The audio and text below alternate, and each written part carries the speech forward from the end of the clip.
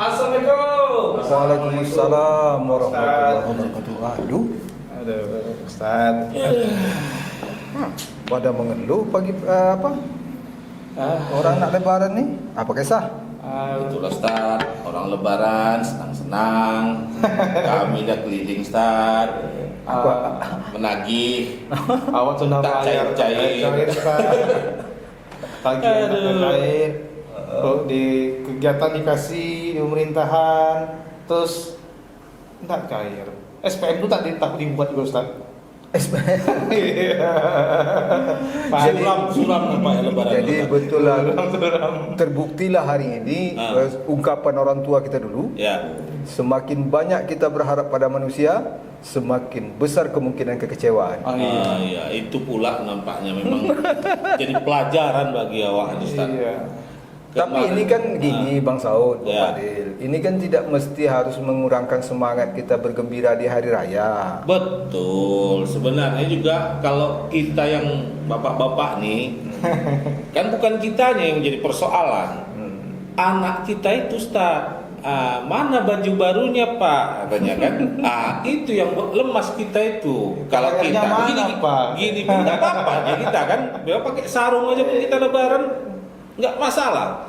Cuma yang namanya itulah anak-anak nih kadang kan kita ini bukan pula orang kaya, betul Ustaz, yang setahun tuh bisa 6-7 kali beli baju. Beli baju tuh pas lebaran inilah. Pas pula mau lebaran nih banyak betul persoalan di kota kita ini, yang tunda bayar lah, yang defisit lah. Hancur. Jadi gini, Iya. kita ingat ada pernah Rasulullah katakan, Ya, sungguh ya. menakjubkan kondisi seorang mukmin itu. Ya. Apapun kondisi yang menerpa dia, itu baik untuk dia. Oh gitu. Apapun kondisi yang menimpanya, itu baik untuk Sesungguhnya baik untuk kita. dia. Ketika dia diberikan nikmat, maka dia akan bersyukur. Maka syukur itu baik untuk dirinya. Ya, ya. Ketika dia diberikan cobaan dalam bentuk musibah, dia bersabar, maka sabar itu baik untuk dirinya. Dan ini tidak ada pada umat-umat selain umat Muhammad. Oh, Sabar Mas Saud. Ini Jadi ujian. ini ujian. Cobaan. Kata Pak Cobaan. Beranak, ini coba. Ini cobaan. Tapi sekali lagi, esensinya dari Idul Fitri berhari raya itu kan bukanlah baju baru, bukanlah sendal baru, bukanlah ngecat rumah, bukan ganti gorden. Enggak wajib itu Ustaz. Nggak wajib. Jadi Artinya enggak dilakukan pun enggak berdosa awak kan? Nggak berdosa kita. Oh. Kewajiban kita sebagai orang tua pada hari raya Idul Fitri ini, pertama kita bayarkan zakat fitrah anak-anak kita. Nah, Ya, ini insya Allah dia. masih ada lah kalau untuk bayar zakat fitrah masih ada lah. Macam mana kalau kita tak sanggup membayar zakat fitrah? Tunggu orang kasih kita zakat fitrah dulu, baru kita bayarkan zakat fitrah untuk kita. ini fenomena Ustaz menurut Mas Satria itu. Kita nih kalau kaya tak sampai Ustaz, miskin kali tak diakui Ustaz. Itu masalahnya. Begini. Miskin kali tak pula diakui. Iya. Bukan tak diakui, tak mau ngaku. Enggak, Gitu. kita miskin kali kan. Jadi Ya. esensinya berhari raya itu tidaklah dengan semua yang baru. Kalaulah semua yang baru menjadi esensi dari hari raya, maka banyak hari ini orang yang mencari istri baru. Wah, ini namanya itu. Iya kan? Itu kalau soal itu bukan soal ada uang tak ada uang Ustaz. Berani. Nah, itu. Jadi Mas Saud, kan ini umur saya 38 tahun nih dah. Ya, ya, ya. Jadi makna dan tujuan lebaran itu apa sebenarnya Ustaz? Oh, udah 38 tahun. Makna dan tujuan lebaran. Yang biasa kan THR terus Oh, apa gitu kan rap lebaran. Mungkin kalau kita di Indonesia tuh kayak gitu ya. Iya, Artinya tradisinya, Ustaz. tradisinya tuh mungkin dari kecil diajarin, oh ya paling kita tahu maaf-maafan lah. Kalau lebaran tuh momen maaf-maafan gitu. Pertama, esensi dari berhari raya Ya. diterangkan Allah itu dalam Al-Quran, walitukmilul iddata walitukabbirullaha ala ma hadakum wala'allakum tashkurun. Ada 3 poin di sana. Pertama, cukupkan apabila sudah kamu cukupkan bilangan harinya, hitungannya, dah cukup dia, cukup bulan Ramadan itu. Di sini dia yang berhari raya itu adalah mereka yang cukup hitungan Ramadannya. Ramadannya. Setelah itu apa? Walitukabbirullah. besarkan asma Allah dengan bertakbir. Maka esensi pertama adalah memperbanyak takbir. Takbir hari raya, ya bukan azan. Ini nanti suruh takbir hari raya nanti bantai pula Allahu Akbar, Allahu Akbar. Nah, itu enggak tuh. Itu azan. Takbir hari raya. Kemudian yang ketiga, wala'allakum tashkurun, kita harus banyak bersyukur. Ini 3 esensinya. Nah, untuk mencapai yang 3 ini, mengagungkan asma Allah, kemudian memperbanyak syukur, kita manifestasikan dalam kegiatan sehari-hari. Pertama, kita berhari raya dengan tidak meninggalkan unsur kesederhanaan. Artinya tidak berpoya-poya. Sebab orang yang berpoya-poya bukan bagian dari mereka yang bersyukur. Jadi sederhana dalam arti di sini tidak lantas kita membangga-banggakan diri kita. Seolah-olah kita sudah punya semuanya. Dihambur-hamburkan, berpoya-poya, ini yang dilarang. Kemudian yang kedua, kita wujudkan juga dengan bersilaturahim. Bersilaturahim. Maka tujuannya adalah fa'fu wasfahu, saling maaf memaafkan. Itu yang paling penting. Di hari baik, bulan baik ini kunjungi pertama itu jiran tetangga dulu. Jiran tetangga kita ini, keliling rumah kita ini harus kita minta maaf dulu. Sehabis sholat Id itu, sebelum sholat Id misalnya, kita di rumah dulu. Nah, sebelum berangkat sholat Id itu kita di rumah. Kalau mau takbir dulu silakan. Kalau tidak itu ya kumpulkan anak, istri, cucu, keponakan. Kalau ada di rumah, kumpulkan saling bermaaf-maafan. Bermaaf-maafan di sini bukan hanya sekedar bersalaman.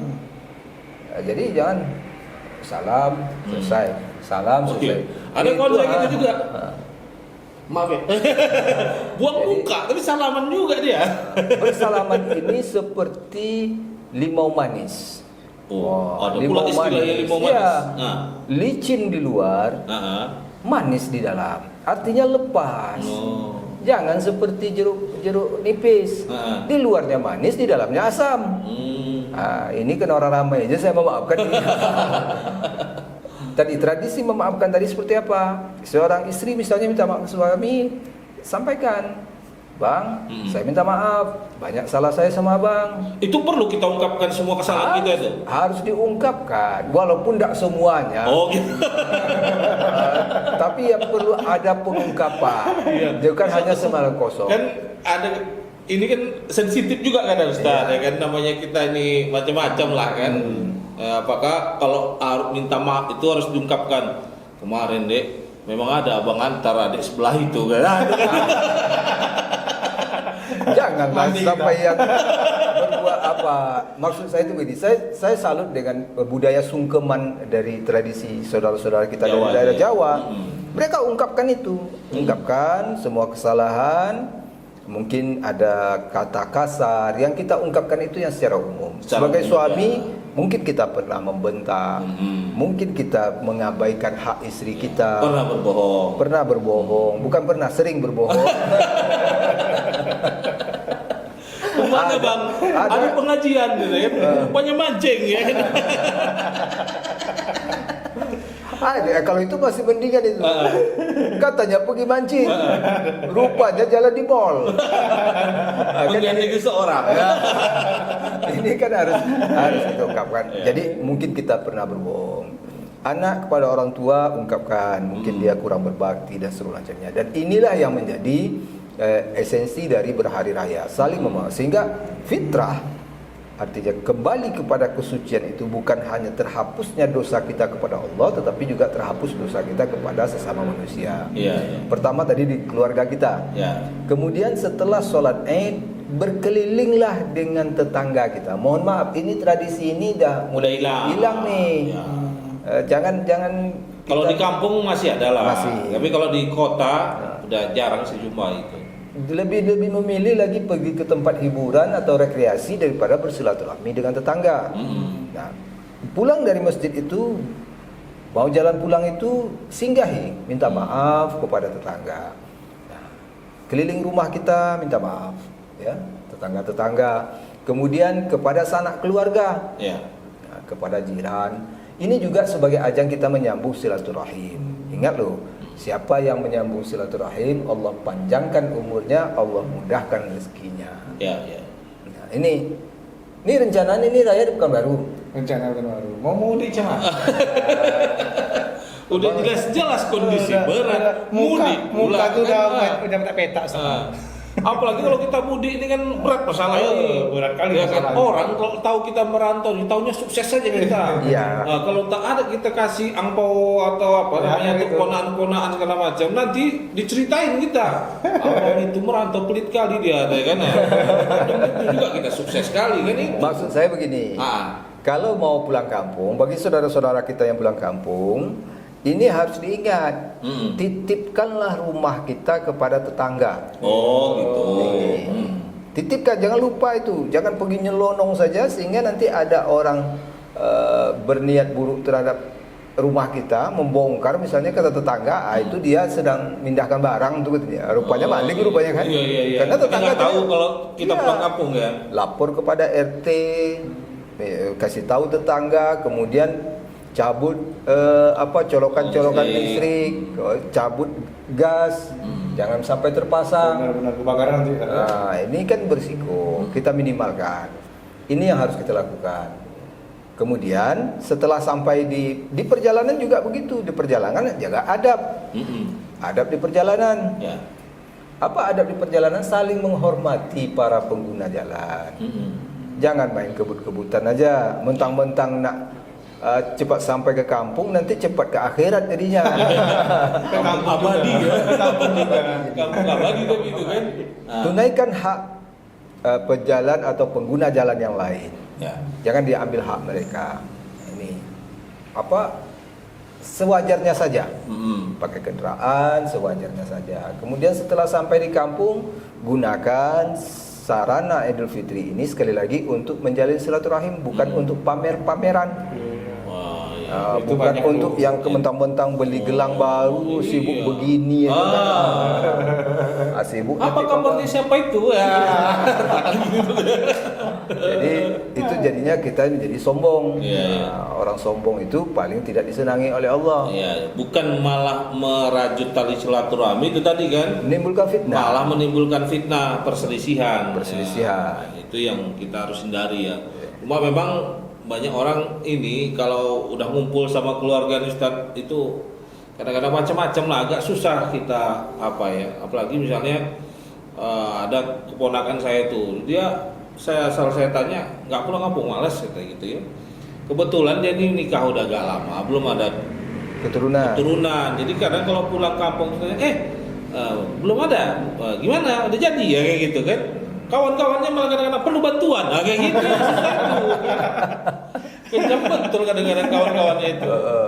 Jadi apa kira-kira adab-adab yang perlu dijaga kalau kita berlebaran itu, Ustaz? Pertama, tentu niat dulu. Niatnya betul-betul untuk silaturahmi. Silaturahmi.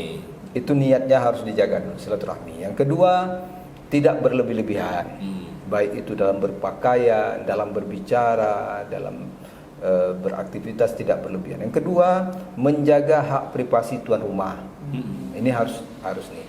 Kalau bertamu itu ya cukup sampai di ruang tamu saja. Jangan pula sampai menyilau-nyilau. Menyilau itu apa bahasa Indonesia? Iya, semua mau Menyenguk pula sampai ke tengok-tengok itu dapur, kan. sampai kecuali itu sudah keluarga dekat dan Ya. itu sudah diizinkan. Kemudian memanggil pun jangan sampai memanggil yang terlalu berlebihan. Mengetok pintu misalnya. Kalau sudah 3 kali diketok pintu belum dibuka, mungkin di dalam mungkin ada hajat. Orang tuh punya hajat mungkin Iya, kan. iya.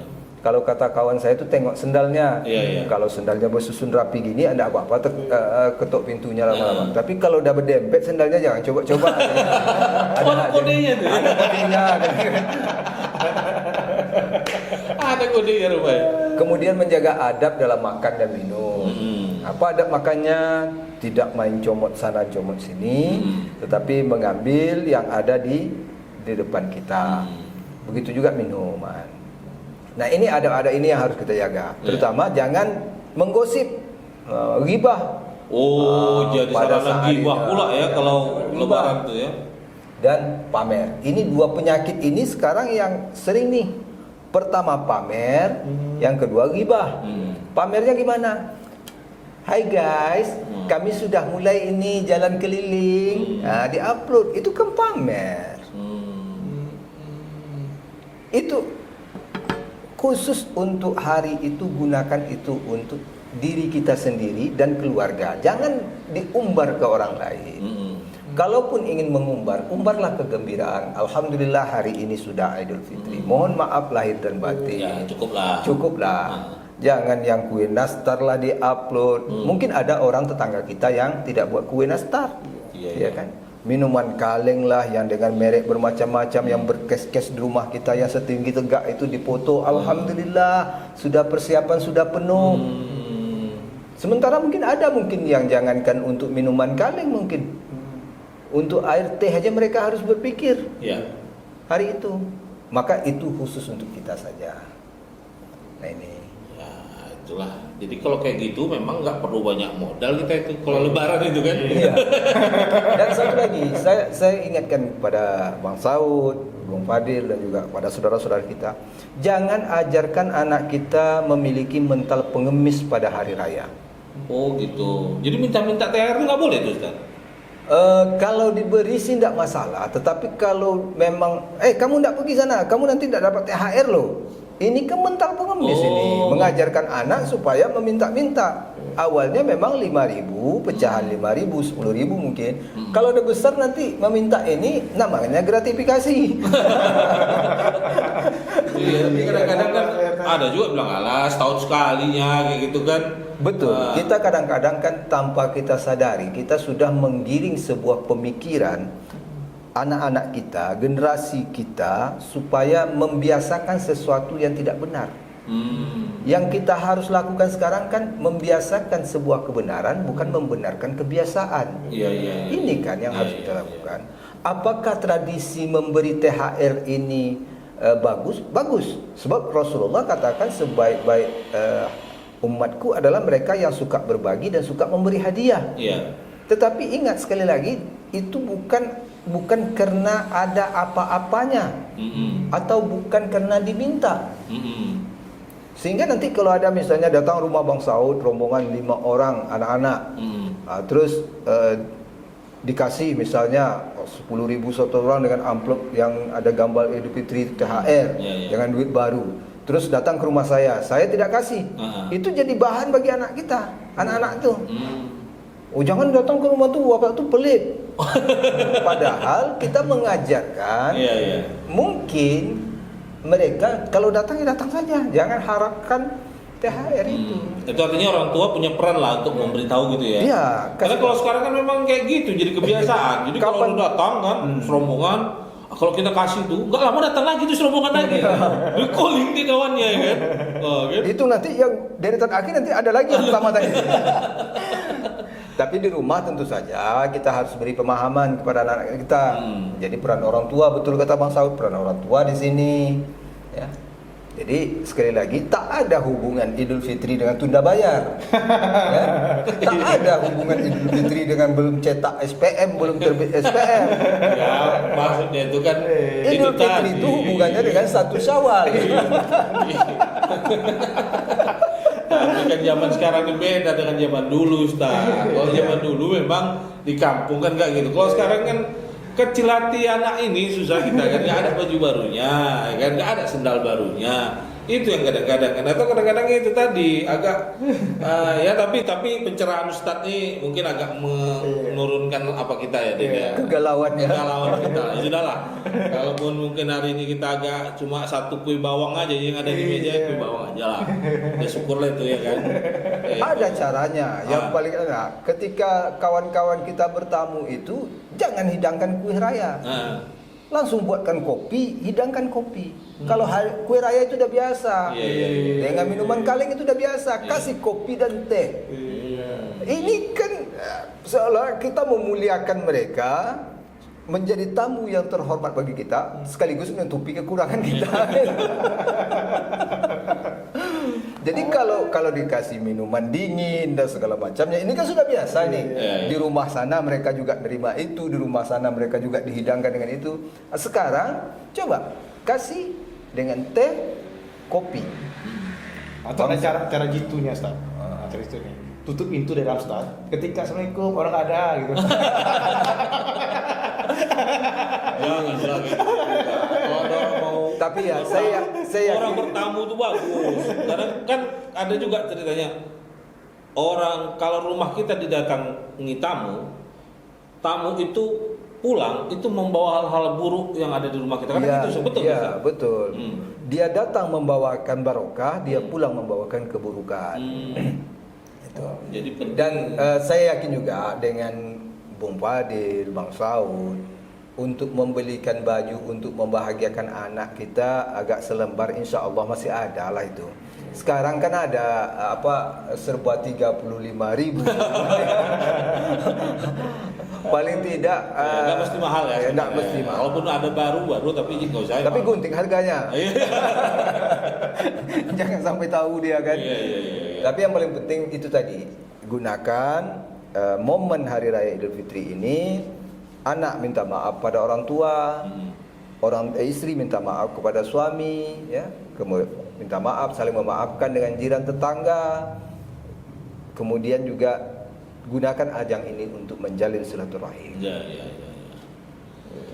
Yalah kalau gitu ini ya walaupun kita tak pulang kampung ya kan, di sini tapi nanti mudah-mudahan kita main lagi nih Terakhir. Nah, apa tuh? Bagaimana kita meningkatkan ibadah kita saat di bulan Lebaran Ustaz?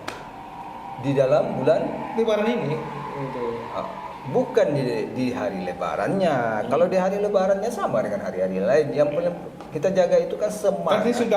kan ini sudah puasa. Kan menyambut Lebaran, bagaimana kita meningkatkan lagi apa kita tadi? Ya, mempertahankan semangat Ramadan di 9 bulan yang lain. Mempertahankan semangat ibadah waktu Ramadan. Ya, kadang orang kalau sering juga Ada gitu kawan-kawan saudara setelah bulan puasa ini Ustaz, dia puasanya, sholatnya semuanya semuanya penuh. Ketika sudah itu sudah selesai, Ustaz. Balik lagi dari awal, dari model awan ya kan. Atau gara-gara sibuk silaturahmi tak sholat. Nah ini PR kita setelah bulan Ramadan ini adalah menjaga semangat Ramadan itu untuk bulan-bulan berikutnya, sehingga di bulan-bulan berikutnya itu kita juga memiliki semangat yang tinggi untuk beribadah. Ada dua hal yang harus dilakukan. Pertama itu dengan muhasabah, yang kedua itu dengan muraqabah. Dengan muhasabah kita coba sadarkan diri kita bahwa hidup itu pasti akan mati, itu yang sehat pasti akan sakit, muda akan menuju tua. Dengan muraqabah bersungguh-sungguh kita dalam melakukan sesuatu yang diperintahkan oleh Allah. Ini jadi kalau ditanya macam mana kiatnya adalah paksakan. Saya ingat dulu Ustadz almarhum Allah yarham Kiai Haji Zainuddin MZ, ketika dia ceramah, ketika kita sudah mulai malas katanya baca doa. Apa doanya? Allahumma khabsa, ya Allah, walaupun malas paksa. Itu doanya. Walaupun malas paksa. Jadi tapi dengan Bung Fadil sudah iktikaf udah berapa malam? Kemarin itu bukan main kan? Pokok pulang-pulang Ustaz. Tak apa. Satu malam aja Ustaz. Tapi ini udah dimulai ya. Mudah-mudahan bulan Ramadan tahun depan nambah lagi jadi 3 malam. Ya kan sudah banyak tuh, Bang. Pikiran tuh layak. Iyalah kalau gitu. Kita pun mungkin masih ada pula sisa-sisa rezeki yang lain ya. Oke, Ustaz izin. Oke, Assalamualaikum Ustaz. Waalaikumsalam warahmatullahi wabarakatuh.